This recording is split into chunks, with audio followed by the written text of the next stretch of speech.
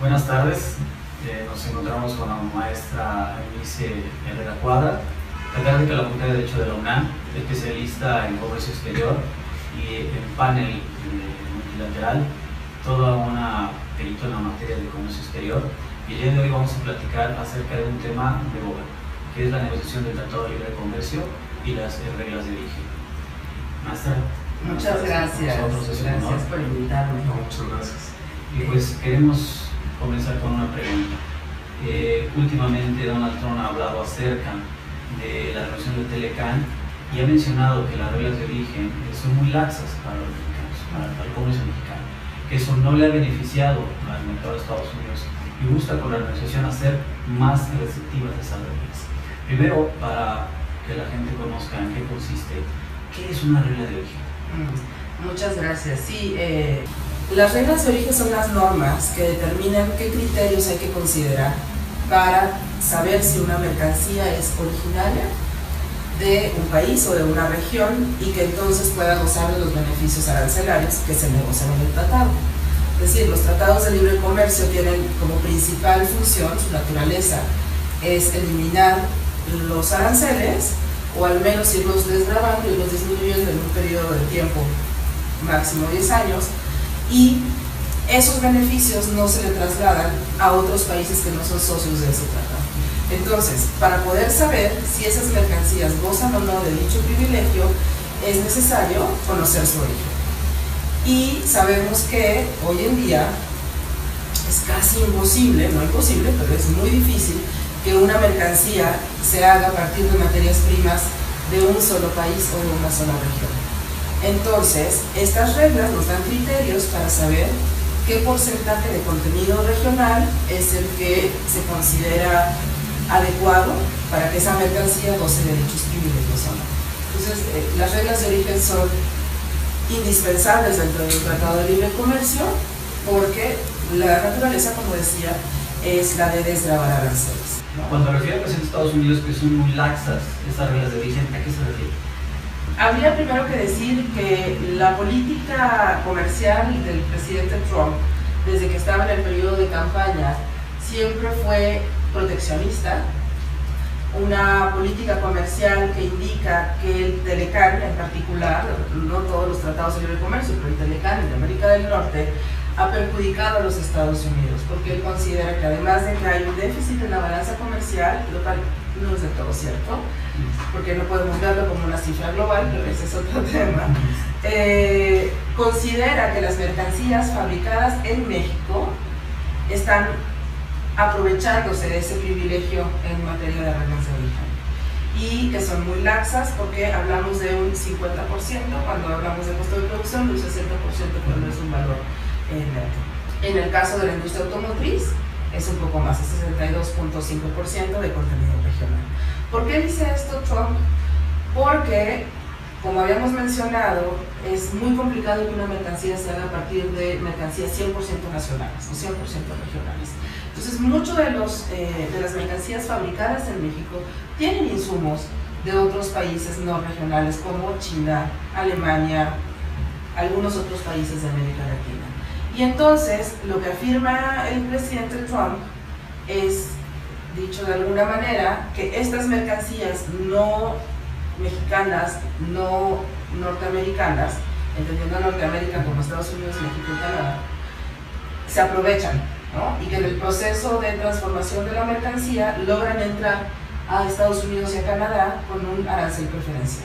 Y por ejemplo, maestro, ahorita con lo que usted nos refiere, me viene a mí una pregunta. Por ejemplo, ahorita que estamos en la renegociación del Tratado de Libre Comercio de América del Norte, sabemos que Donald Trump ya es el líder de Estados Unidos.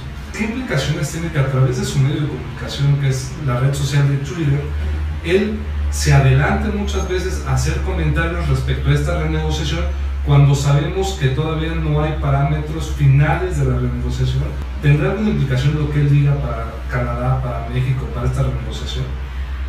Bueno, efectivamente, una forma del presidente Trump de comunicarse con la gente es a través del Twitter, incluso haciendo afirmaciones oficiales, ¿no? Como cuál va a ser su agenda de renegociación o qué quiere y qué no quiere que se incluyan los temas de renegociación. Sin embargo, sabemos que el Twitter no es el canal oficial ni el adecuado para llevar a cabo la política exterior, al menos no con México. Y debemos tener presente que los negociadores que están sentados ahora en estas rondas de negociación, que la próxima será en los siguientes días, son personas sumamente capaces, ¿no? De parte de los tres países. Son personas expertos y que, aunque evidentemente tengan la línea a seguir de parte de sus administraciones, de sus gobiernos, lo hacen con los mecanismos de negociación adecuados, de conformidad con el derecho internacional y las negociaciones internacionales. Sin embargo, para responder tu pregunta, el efecto que pueden tener estos mensajes en Twitter o en Facebook del presidente Trump sí genera cierto desconcierto, sí genera un poco de incertidumbre, porque no se sabe, la gente de a pie como yo, no sabe si lo que está sucediendo en las mesas de negociación es realmente lo que el presidente Trump está diciendo a través de su Twitter. Por ejemplo, este fin de semana anunció que quiere que el tratado se revise cada 5 años. Y eso, suceda o no dentro de las mesas cerradas de negociación, pues de alguna manera ya genera algún revuelo y reacciones de los expertos. Sabemos que Trump es un negociador, por eso ha hecho su fortuna, y que se ha dicho que lo que está haciendo ahorita son técnicas de negociación. ¿Para qué? Para obtener mejor beneficio en la relación de Telecán. Hipotéticamente, ¿qué ocurriría si se restringen o se eliminan esas preferencias arancelarias en el Telecán? Trump es sin duda un empresario y tiene sus formas de hacer lograr que sus empresas funcionen o no. Sin embargo, en las rondas de negociación el tono es un poco diferente, ¿no? Debemos tener esa tranquilidad, me parece a mí, que los funcionarios que están negociando son gente preparada en ese sentido, de negociadores internacionales y expertos en comercio internacional. ¿Qué pasaría si se eliminaran los aranceles preferenciales dentro del Telecán?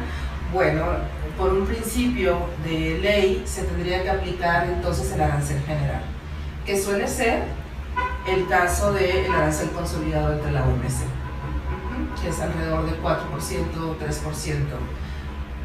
3%. Eso quizá no sea tan perjudicial. Claro, si hablamos de transacciones de millones o billones de dólares, un 4% puede ser una carga importante que termina además reflejándose en el consumidor, ¿no? En el precio al consumidor. El riesgo es que el presidente Trump ha afirmado que quiere aumentar los aranceles por encima de ese arancel general, ¿no? Especialmente cuando se trate de mercancías de México. Lo dijo cuando estaba en la campaña presidencial, lo dijo en sus primeros días de gobierno, hoy el tono es otro, pero en principio se aplicarían los aranceles generales, que son similares a los consolidados ante la OMC. Y por ejemplo, maestra, desde que se dio la renegociación salieron muchos sectores a quejarse respecto de la renegociación, pero yo quisiera en concreto hacer la pregunta a usted: ¿qué sector considera que realmente se ve afectado con esta renegociación o si realmente no hay ningún afectado? Desde mi punto de vista, el sector más afectado es el automotriz, porque las plantas instaladas en México, cuando se trata de empresas estadounidenses, por las políticas internas del gobierno de los Estados Unidos, sin calificarlas como buenas o malas, sí son políticas que han presionado a estas industrias a regresar sus plantas a Estados Unidos, porque además fue una de las grandes promesas de campaña del presidente Trump. Hay ciudades como Detroit que quedaron desiertas, entonces eso generó pobreza, generó desempleo, y llevar a la buena o a la mala a estas empresas de regreso a ciudades como Detroit hace que se cumpla esta promesa de campaña, ¿no? Sin embargo, eso incrementa costos para las empresas, incrementa costos en sueldos y salarios, incrementa costos en autopartes que forman parte del proceso de estos vehículos y que vienen de otros lugares del planeta. Que ese es precisamente ese es el tema que le preocupa a Trump, ¿no? Que la industria automotriz no nada más fabrica partes en Estados Unidos, Canadá o México, sino que muchas de estas llegan de otros países y gozan del privilegio por el proceso de transformación de los aranceles preferenciales. Entonces, desde mi punto de vista muy personal, es la industria automotriz la más afectada. Acabo de tocar un tema muy importante, el paradigma de Detroit. Hace 30 años, Detroit era considerada como la capital de la industria automotriz en el mundo. Sí. Hoy día no hay fábricas, hay desempleo, la clase media en Detroit es nula y de hecho una de las propuestas de campaña es regresar a la industria automotriz. Así es. ¿Por qué siendo la capital automotriz del mundo hace 30 años, hoy día es desierta, decimos que nula, y se pasó a México? Hoy día las plants Ford, tenemos a Ford, tenemos a Chevrolet, General Motors, que tienen las plants aquí en México. Sí. ¿Por qué venirse al país vecino y no quedarse en Detroit? Precisamente, una son las preferencias arancelarias. Dos, programas específicos dirigidos a la industria automotriz que México ha implementado para atraer la inversión extranjera bajo los privilegios del Telecán también. Sin duda es un país que tiene mano de obra calificada a menor costo que Estados Unidos. No nada más en cuanto a sueldos, también prestaciones en materia de seguridad social. Y porque además el hecho de que México tenga tantos tratados de libre comercio firmados y sea la puerta de entrada para las mercancías originarias y provenientes de otros países facilita también que las armadoras se instalen en este país. Yo tengo una última pregunta desde mi particular punto de vista. Usted ha sido una experta en panel binacional del Tratado de Libre Comercio por mucho tiempo, ha trabajado en el servicio público y ha asesorado a múltiples empresas en esta materia. ¿Usted cómo ve que vaya esta renegociación del Telecán? ¿Nos estamos acercando a un buen puerto para los tres países o realmente no vamos a generar un mejor Telecán o vamos a estar igual? ¿Qué piensa usted? Gracias, Juan. En realidad es difícil saberlo, porque todo este proceso de renegociación del Telecán, desde que el presidente Trump estaba en campaña hasta el día de hoy, se ha salido de todos los parámetros conocidos dentro de las negociaciones de un tratado de libre comercio. Como puede anunciar hoy que quiere que el Telecán se revise cada 5 años, que es algo inaudito, mañana puede decir que desaparece el capítulo 19 del Telecán. Entonces, ¿qué quiero decir con eso? Que es muy difícil poder decir hacia dónde nos está llevando este camino de negociaciones, además de que los resultados no son públicos todavía. Tendremos que esperar a que terminen las rondas de negociación. Mi mejor deseo es que tengamos un Telecán modernizado, que le viene bien, le hace falta una modernizada, una arreglada, revisar algunos de los capítulos, revisar el funcionamiento. En el caso del capítulo 19, que es en donde yo he ejercido principalmente, sin duda necesita algunas mejorías, reglas de origen también, es decir, cada uno de los capítulos vale la pena que sean revisados. Yo no creo que el Telecán desaparezca, pero veo muy difícil que sobreviva tal como está. Es un poco ortodoxa la política de Trump, Sin duda. pero pensando que en el hipotético caso de que llegase a desaparecer el Telecán, ¿qué implicaciones tendría? Tendría varias implicaciones. Si bien el Telecán no incluye temas que salen del ámbito comercial meramente hablando, tendríamos cuestiones como México quizás se convertiría otra vez en un país simplemente maquilador, ¿no? En donde la industria, si viniera a maquilar, sería así, sin dejar tecnología, sin dejar desarrollo. Ojalá sirviera para que ya desde hace algunos años hubiéramos empezado a dirigir nuestras naves hacia otros puertos, que es el tema que todos los expertos en el tema hemos dicho, y no a raíz de Trump, sino desde siempre, ¿no? difícilmente volteamos a ver hacia el sur, difícilmente volteamos a ver hacia el otro lado del océano y estamos demasiado enfocados en América del Norte. Entonces yo creo que pase lo que pase, deberíamos aprender de esta lección y hacer como empresarios, como expertos en comercio internacional, como académicos, como litigantes, ayudar a que las empresas mexicanas vean hacia otros horizontes y no tener toda nuestra energía dirigida hacia el norte. Porque además sí estamos en desventaja. Estados Unidos y Canadá son pares, sus economías son similares, comparten una frontera mucho más abierta, ¿no? Nosotros siempre vamos a salir en desventaja en ese sentido.